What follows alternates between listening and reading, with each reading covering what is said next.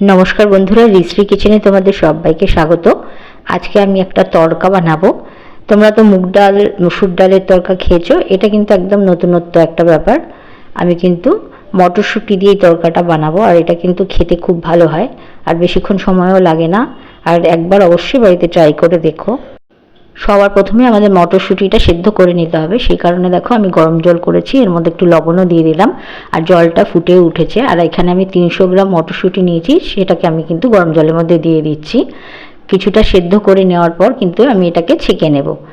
বন্ধুরা মটরশুটিটা আমি দুদিন আগে ছাড়িয়ে রেখেছিলাম, ফ্রিজে রাখিনি, তাই এর মধ্যে কিন্তু অঙ্কুর হয়ে গেছে, তাতে কোনো অসুবিধা হবে না।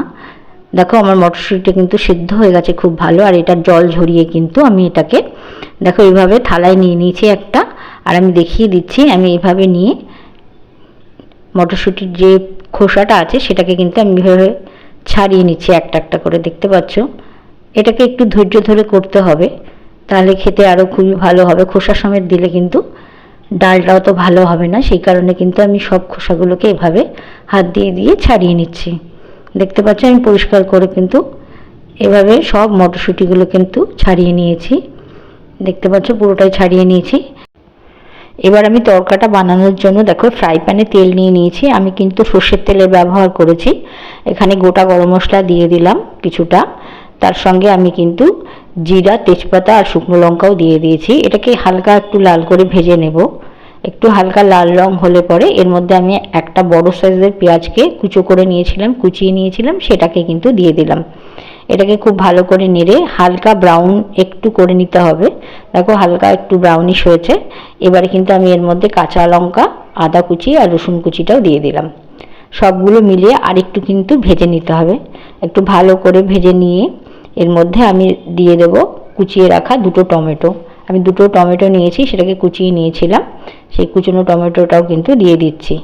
এবার এটাকে খুব ভালো করে টমেটোটাকে নেড়ে চেড়ে এর মধ্যে পরিমাণ মতো লবণ আর হলুদ কিন্তু আমি দিয়ে দেব। বন্ধুরা তরকাটা বানানোর জন্য আমি যা যা ইনগ্রেডিয়েন্টস ব্যবহার করেছি সেটা কিন্তু পরিমাণটা আমি ডেসক্রিপশন বক্সে দিয়ে দিয়েছি, চাইলে তোমরা দেখে নিতে পারো। দেখো এটার মধ্যে এবার আমি লঙ্কার গুঁড়ো সঙ্গে গরম মশলা কিছুটা দিয়ে দিলাম, ধনে গুঁড়ো আর সঙ্গে তড়কা মশলা, এই চারটে জিনিস দিয়ে এবার সবগুলোকে কিন্তু ভালো করে একটু কষিয়ে নিতে হবে। মশলা থেকে যখন তেল ছাড়বে তখন বুঝতে হবে যে এটা কিন্তু খুব ভালো করে কষানো হয়ে গেছে। এখানে সামান্য পরিমাণে আমি কিন্তু চিনির ব্যবহার করেছি, তোমরা চাইলে এটাকে কিন্তু স্কিপ করতে পারো। চিনির ব্যবহার আমি এই কারণে করেছি যে এর টেস্টটা কিন্তু বাড়িয়ে দেয়। দেখো এটা যতক্ষণে কষছে ততক্ষণে আমি দুটো ডিমকে সামান্য একটু লবণ দিয়ে ভালো করে কিন্তু ফেটিয়ে নিচ্ছি। ডিমটা ভালো করে ফেটিয়ে নিয়েছি, এদিকে মশলাটাও আমার কষে গেছে। মশলাটাকে আমি এবার একদিকে রেখে দিয়ে ডিমটাকে ঢেলে দেবো আস্তে করে। আর এই সময় কিন্তু আঁচটাকে মিডিয়াম টু লোতেই রাখতে হবে, নালে ডিমটা নিচ থেকে ধরে যেতে পারে।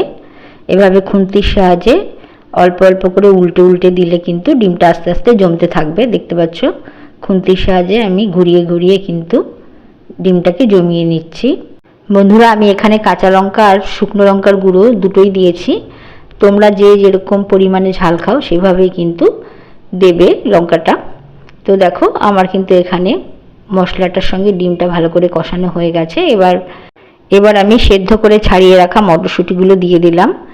এটাকে কিছুক্ষণ মিনিট দুয়েকের জন্য কিন্তু একটু ভালো করে কষিয়ে নিতে হবে মশলার সঙ্গে। দেখো তারপরে আমি সামান্য পরিমাণে জল দেবো। মটরশুঁটিটা তো আমাদের সেদ্ধ করাই আছে, সেই জন্য অল্প পরিমাণে জল দিয়ে আমি 5 মিনিটের জন্য ঢেকে এটাকে কিন্তু রান্না করে নেব। দেখো এরপর সবার শেষে কিন্তু আমি একটু ধনেপাতা দিয়ে দিলাম। তোমরা চাইলে ধনেপাতার বদলে এখানে কসুরি মেথিও ব্যবহার করতে পারো, সেটার গন্ধটাও কিন্তু খেতে খুব ভালো হয়। বন্ধুরা দেখো আমার কিন্তু মটরশুঁটির তরকা তৈরি হয়ে গেছে। দেখতে পাচ্ছ কত সুন্দর কালার এসছে, দেখে বুঝতেই পারছো খেতেও কিন্তু দুর্দান্ত হয়।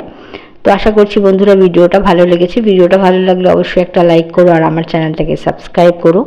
দেখা হবে আর একটা নতুন রেসিপি নিয়ে আগামী পর্বে। আজকের মতো বিদায় নিচ্ছি, ভালো থেকো, নমস্কার।